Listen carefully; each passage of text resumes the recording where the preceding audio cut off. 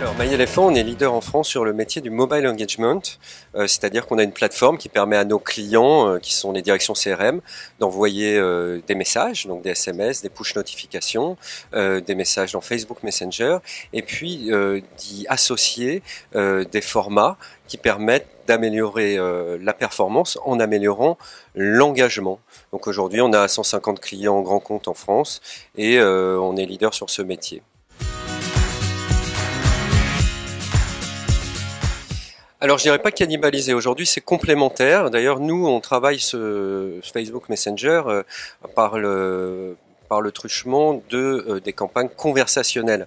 Qu'est-ce que ça veut dire ça? Ça veut dire qu'on considère que finalement ce conversationnel c'est une manière d'enrichir l'engagement, d'enrichir les messages. On a, nous, depuis des années, travaillé les formats qu'on appelle rich, c'est-à-dire on enrichit les messages avec du format web, et là on enrichit le message avec de la conversation. Pourquoi de la conversation?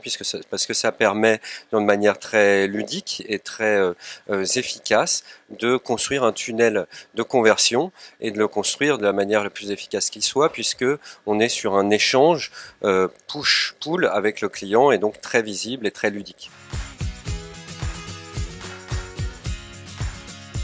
Alors le RCS, c'est une opportunité, clairement.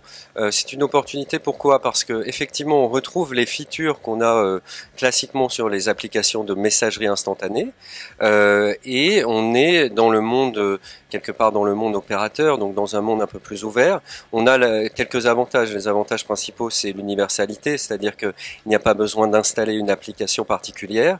Et puis, l'identifiant, c'est bien sûr le numéro de téléphone pour contacter l'utilisateur. Ça, c'est un gros plus puisque les marques ont déjà récolté les opt-ins sur ce numéro de téléphone.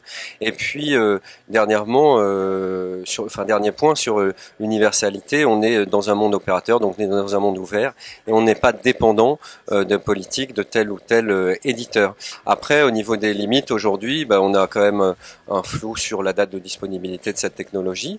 Et puis, deuxièmement, on pressent un cloisonnement entre le monde Android et le monde Apple, même si rien n'est définitif sur ce sujet. Donc, je pense une très belle opportunité. On attend de voir comment concrètement ça va se mettre en place dans les prochains mois.